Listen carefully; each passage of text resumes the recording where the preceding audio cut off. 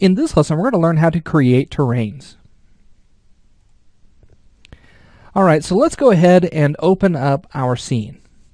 So if you take a look at the Assets folder, I've created a new folder called Scenes. Now inside of that Scenes folder, I have 07_begin. Go ahead and double click on that, and that will open up this empty project. Now if you want to save your projects, you can simply go up to File, Save Scene As.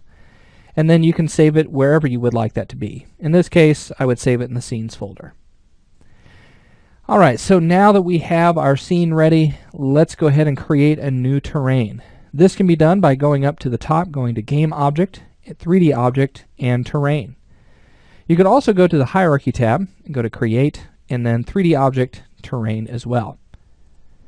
Now with that in your scene, you'll notice that we get this really large white plane that goes across the span of our world here. Whenever you create a terrain, it's a good idea to go ahead and set up your resolution first. So to do this, we'll go over to our inspector and you'll see the terrain settings. Now make sure you have the terrain selected here in your scene or here in the hierarchy.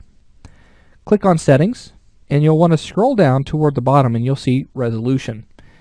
Let's change the terrain width to 250. Let's change the terrain length to 250 and also the terrain height to 250. You'll also notice a couple of other parameters like the height map resolution, detail resolution. We're not going to worry about that. We're going to leave it just the same.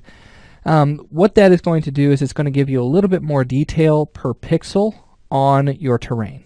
Now terrains are generated from what's called a height map, which is a grayscale image that the wider the value, the closer the height will be to the 250 maximum. Now anything that is completely black will be at 0, which is flat. So our height map in this case is completely black and it's at 0. So now that we have our terrain started, you'll notice that the asset for this terrain is underneath your asset folder. You can go ahead and rename that and just double click on that, or actually if you like you can right click and then you should be able to rename it here, and it doesn't look like that. Left click on it once and then give it just a moment and then left click on it again. So let's rename this to Desert. Alright, so once that has been renamed, let's select our terrain again. You can change its actual name, so as you can see here it's still terrain, but we want that to be desert in our project, so I'm going to rename that as well. And there we go. Alright, so now let's go over to the first tool, and this is our raise and lower tool. Okay, so here you can see that we can choose a number of different brushes. In my case, I'm going to use this really soft brush just to get us started. And then we have the brush size, which we can modify. Let's take this up to about 80 and make it kind of large. And actually, let's go to about 60. And then we have the opacity, which is essentially the strength of the brush. So how fast it will rise or lower. 16 is a pretty good default value. What I'm going to do is I'm just going to come in, I'm going to start to paint in some hills. And let's go ahead and just kind of paint that in. It might be going a little bit too fast for me, so I'm going to hit Control Z a couple of times. Let's take that opacity down to about 10. And that's a little bit more controllable for me, and I just want to come through and just start to break up the terrain a little bit. Now you also have the ability to import a height map if you want to do that, and that's done in your settings, and it must be a .raw file. Okay, now height maps can be generated from a number of different programs. You can generate a raw file from Photoshop, so if you wanted to just do a noise filter and create something that kind of looks like a cloud, you can import that as a height map. You could also generate height maps from TerraGen and World Machine. Those are software packages that actually create terrains procedurally, or not procedurally, but parametrically.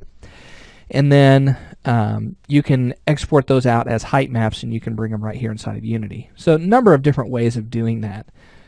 But we're just going to do it right here inside of Unity just to kind of get used to this. So I'm going to come in, I'm going to really quickly just kind of go over these edges. and across the entire surface. And I might actually take the brush size up just a little bit more. And we'll just start to kind of brush this in.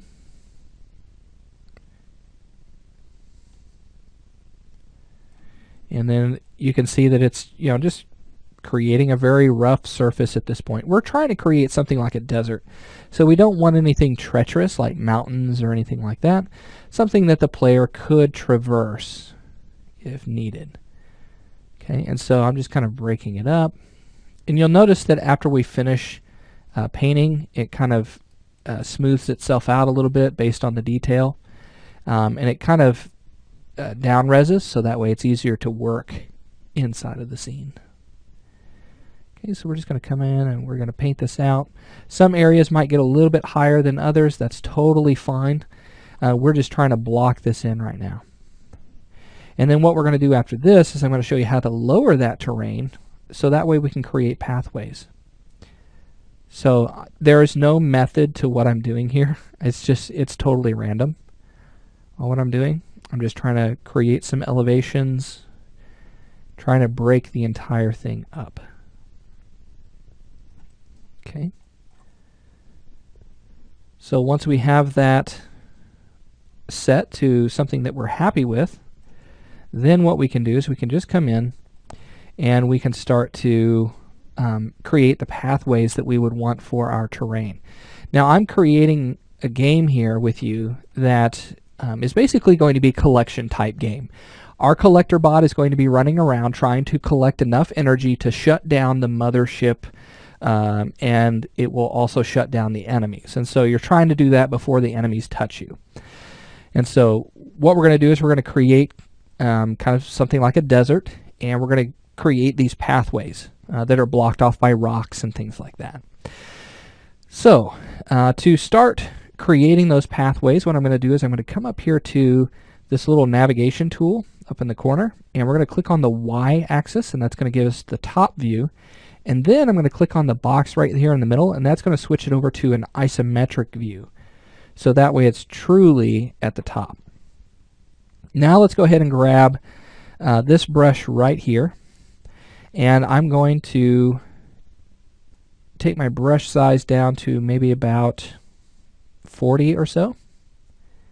Just kind of see what that looks like. That should be pretty good. And then I'm going to go to the lower of this. So we've been left clicking and holding to raise it up. If we hold down shift, that will actually lower the terrain.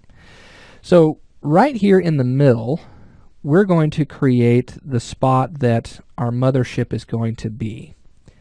And so it's going to sit right in there. And the player is always going to have to come back to the middle whenever they collect energy. Okay? And so now what we'll do is we'll come in and we'll just start to create some pathways. It doesn't have to be anything complicated or anything like that. So I'm going to start right up here at the top, and let's hold down shift when we're doing that. Make sure we're lowering that down. And this is just to rough in these paths. If you want, take your opacity up, just so that way you can get that very quickly. Okay, and I'll just come in and I'll just very roughly create some pathways here. Okay, so no real method to any of this. Hold down Alt and the middle mouse button to pan around, and we'll create a pathway that comes up the back here. And let's see, we'll put this right here, and then I'll make a little pathway that goes across here. And we can modify this however we want to. Okay, and we're just kind of breaking this up. And we need a pathway to get to the center from where we're at. Might start to make the brush size just a little bit smaller. And let's go ahead and hold shift and create another pathway.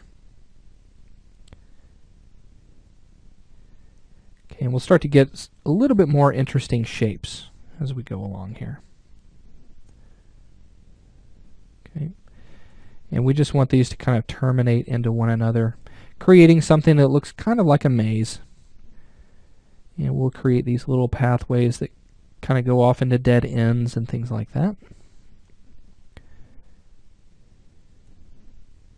And we'll make some kind of loop around to where they can't really see around the corner to where that's going.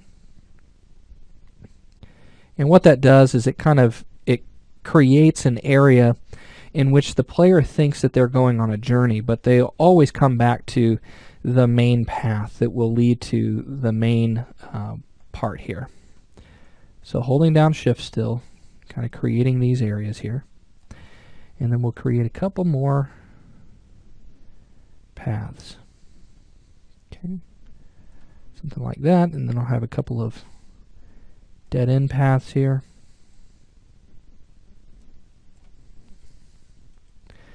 So something along this line. All right, so now if we want to go back to that perspective view, just simply click on that box right there in the middle, and then you can hold Alt and the left mouse button, and you'll kind of see what that looks like. So we've got things that kind of look like plateaus. So how do we know if this is at the right scale? Well, we can do this a couple of different ways. One way to do it very quickly would be to create a 3D object in a capsule. And that's going to create it in our scene. Let's grab our Move tool, and let's just place this on our terrain. I want to get this a little bit closer. And you can see that it's very, very far away. If we need to, we can type in 0 on our Y, and then bring it closer to where we are. And for some reason, it is going down. Not sure why. There we go. So I'm bringing this closer to my map. I just want to see what it looks like when it's on our terrain. So that's going to be about the size of our player. That's a quick way of showing that. We might make these pathways a little bit larger, but I think that we'll do just fine the way it is right now. Another way that you can check your scale is to actually bring in your player character. So this can be done by going to Meshes, Characters, and then we have our little robot. Just place him in the scene just to kind of see what that looks like. Now, we'll also be bringing in those environment pieces to kind of stagger around to create the overall look of our scene. So just to kind of give you an idea of that, go to your prefabs, bring in one of your rocks, one of the large ones, and this will be kind of like the rock wall that you create throughout this. And so you can kind of see how that's going to come together. And you can see that the expanse is pretty large, and that's going to give us plenty of room to run around and collect these little energies to destroy the mothership. And so now what we're going to do, I'm going to delete that out. We're going to keep this terrain. You can modify it however you want. If you want to make it a smaller map, you can do so. But what we're going to do next is we're going to learn how to paint this and give it the desert look that we're looking for. So I'll see you then.